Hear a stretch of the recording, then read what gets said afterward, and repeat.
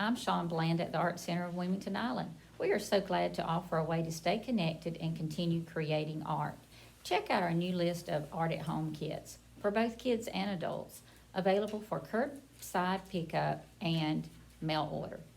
Keep visiting our Facebook page and website to see the latest options. We will post them as quickly as we can make them. Each kit includes everything you need to complete a beautiful painting at home: a pre-sketched canvas, an inspiration picture, paint, brushes, and a palette, and a link to watch a tutorial to follow along. All you need to provide is paper towels and a rinse cup for your brushes. Now that you have your supplies, it's time to watch our step-by-step tutorial, Time to Paint. Today our painting is going to begin with our background of an octopus. We're going to use our big flat brush and pick up our blue paint.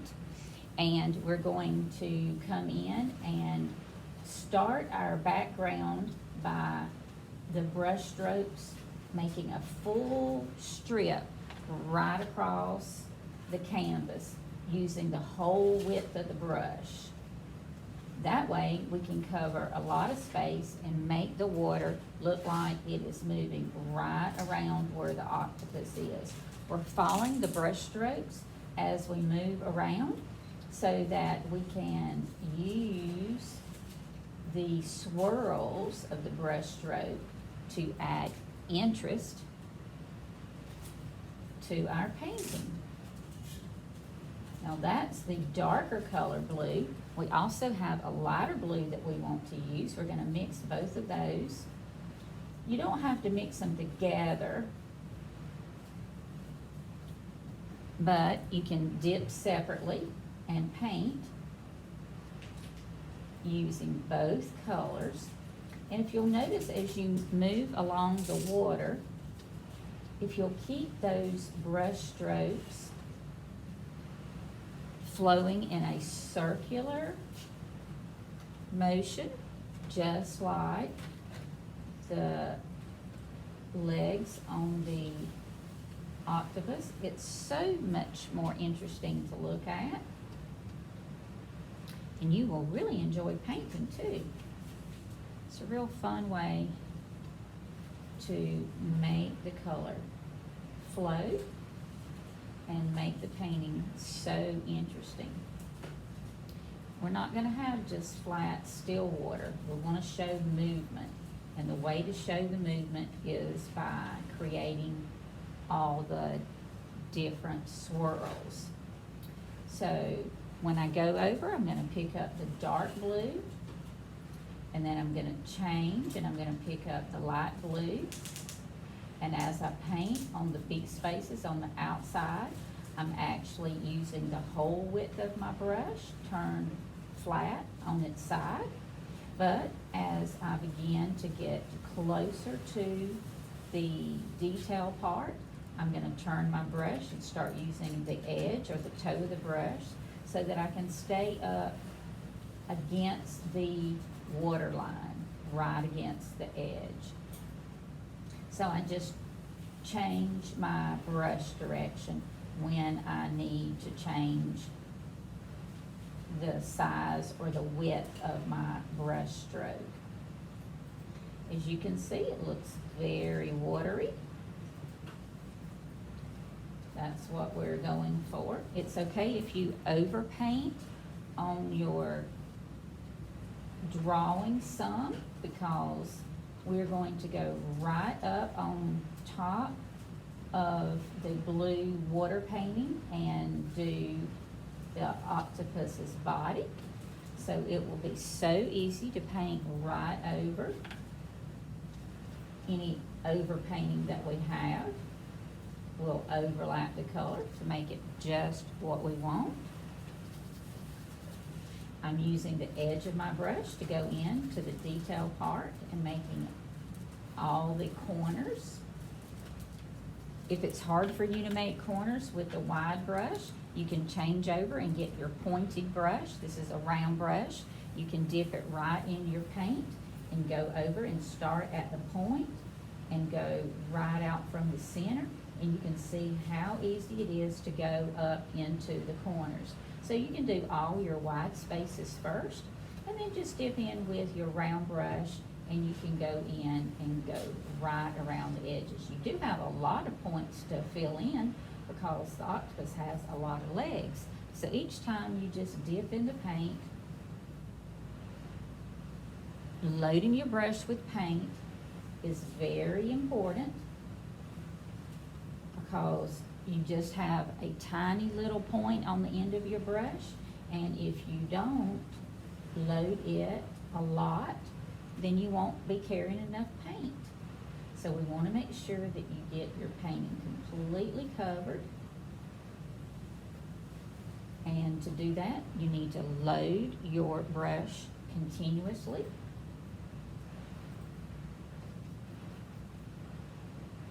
Use the point of the brush to go into areas where you need to have a detailed point.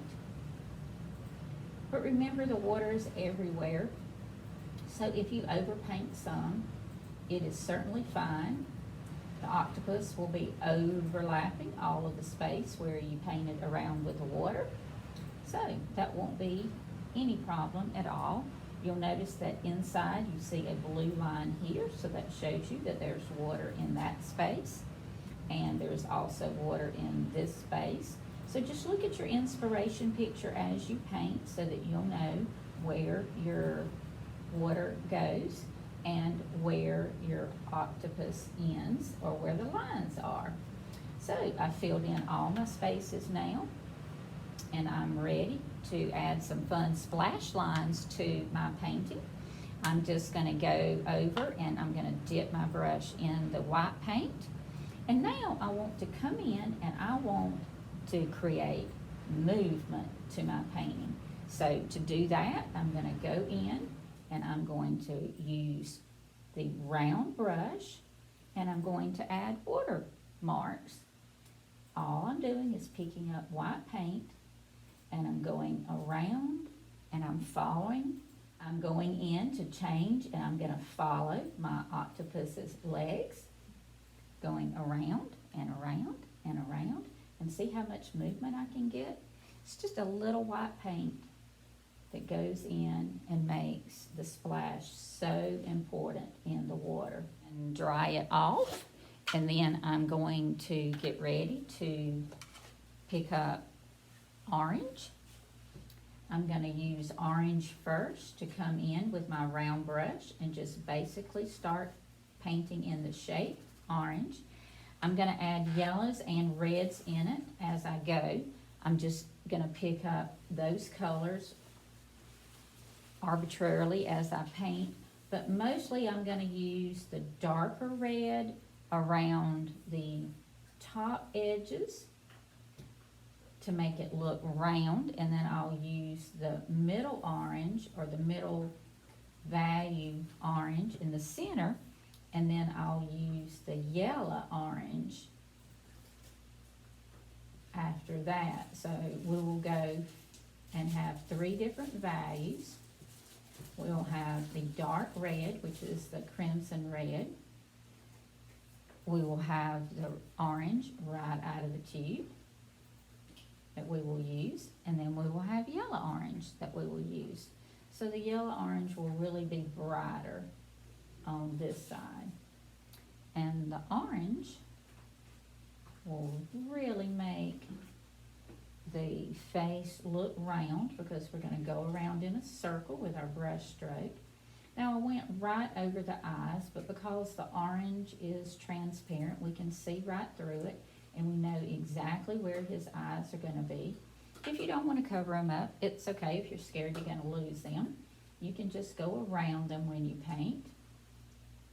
But keep your brush strokes going in a circle. Keep it going round and round and round and round. And we have orange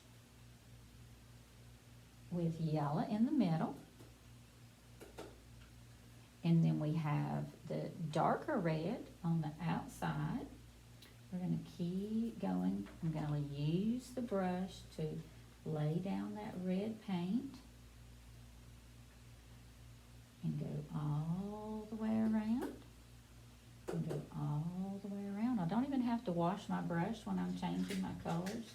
They just work so great together that I just lay them down. Sometimes I'm pressing down and using the whole width of my brush. If I want it fatter and if I want it skinnier, I just use the tip and I barely touch it as I go around the corner. Just barely touch using just the tip of the brush if I want it really skinny. Remember, if I want it fat, I lay down the whole brush and let it just glide right across the top of the canvas. But if I want it skinny, I just take the tip of the brush. I really choke up on the brush so I can get down and get a nice point. Points are good if we need something skinny. Just use the tip of the brush to paint with. But as you turn the corner and you get something that's fatter and fatter, you can begin to spread the brush out and use the whole tip and the whole brush, and you'll see the difference it makes when you're using the whole width. It's okay if you overpaint. You don't have to follow the exact line. This is just a fun octopus that's swimming in the water, so he's moving around. So to make it look like he's moving, you don't need to worry about staying in the lines, because if you go outside the lines, it gives a sense of motion. It gives a sense just like we created with the overlapping of the white going in over the water. So I'm pressing down using the whole width of the brush, and then I'm going in for detail. I'm using a point. I'm choking up on the brush. I'm painting really close to the canvas, and then I meet in the middle. So I'm going to continue to do that for all of his legs that are in this painting. I push down to make the paint spread out. And then when I turn the corner and it gets thinner, I'm gonna choke up on the brush so that I don't make it too fat on the edges. And I get really skinny and really tiny around the curve and just use the tip of my brush. Just using the tip. Then I push the brush down and use the whole width. And look how much coverage I can get when I'm painting in all of that space. So I just lay that brush down, and now I'm moving from the head down to the body. I'm mixing the oranges and the reds together so they have a nice little blend. I'm connecting the body around to each one of the legs. You can see how I'm just turning the corner. I just lay the brush down on its side, and I'm keeping the beautiful little curves going around. Picked up a little orange and mixed the orange and the red together. I can do that as much as I want to. I want to emphasize the yellow a little bit more, so I'm going to pick up yellow. I'm going to add a little white to the yellow so it really lightens it up. And then I'm going to come in and I'm going to do some fun streaky lines. Each one of these little streaks, once again, are showing movement. So today we're all about showing the repetition of lines that create movement. But they're nice little, like 2-inch brush strokes that show a light color on a dark color. So we're putting yellow and white mixed together on the darker orange or red, and you can see how it just makes it come right out, and it gives the illusion of movement. Now in this space we're going to come in to connect our neck to all of our legs. We're going to come in and I'm just going to make a wavy curvy line. See how easy it was just to take one. I added the yellow and white on the tip of my brush. And I'm just going in and making a wavy little curve. And then I'm going to come in and on the part that's up underneath that we haven't painted yet, I'm going to go in with white. So I would like to wash out this brush and clean it really good to get the paint off of it. I'm gonna pick up white. Remember, I'm using the round brush so I can get it right on the edge. And then I'm gonna go in and just touch each one of these areas all the way around. You can see I'm using the tip of the brush. I'm going in, and sometimes the paint might mix up with the red or the orange. That's okay. If you don't like a mixture, then you can wait till it dries.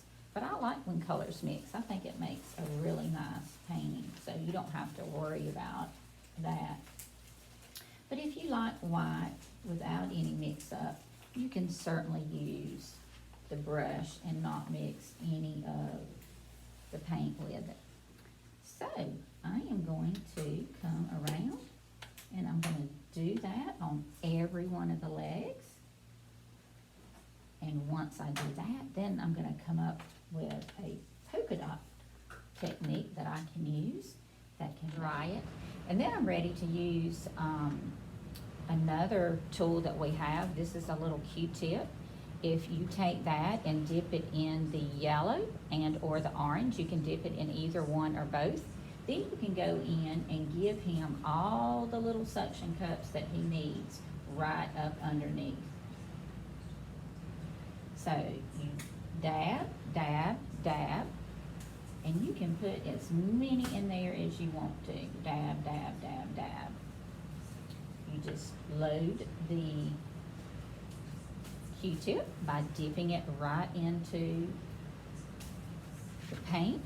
So you dip, and then you tap, and you do that 5 or 6 times. And then you do it again. You dip, and then you tap.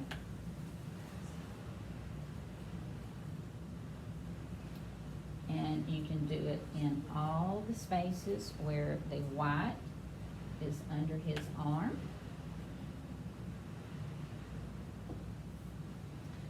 And then you can finish up your octopus by painting his eyes. You can go in with your round brush, dip it in the water, load it with the black paint.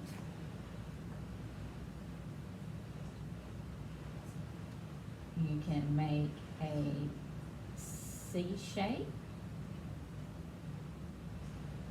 So use the tiny point on the round brush to make a simple little C shape. Then you make another C shape that's backwards. And then you can fill in the middle with black. We'll repeat that again to get the eye. We will go in and we will make a letter C. We will make a backwards letter C. We will fill in the inside shape with black. Then we will wash our brush. We will wash it. We'll wash and dry our brush off. We will dip and get a tiny, tiny smidgen of white paint on the tip of your brush. And then we will make a comma in the top right-hand corner with a small little hint of white paint. And then we'll take one dot, the smallest little dot we can make, right up underneath the comma, and we will have our octopus. Well, wonderful painting. I enjoyed working with you so much today on showing you how to make fun lines. Now, as you finish your project, we want to see your masterpiece. Please send us a picture either to our email at artcenterofwilmingtonisland@gmail.com or post to our Facebook page. Keep visiting our Facebook page and website to see the latest Art at Home kits. Thanks so much for supporting your neighborhood art studio.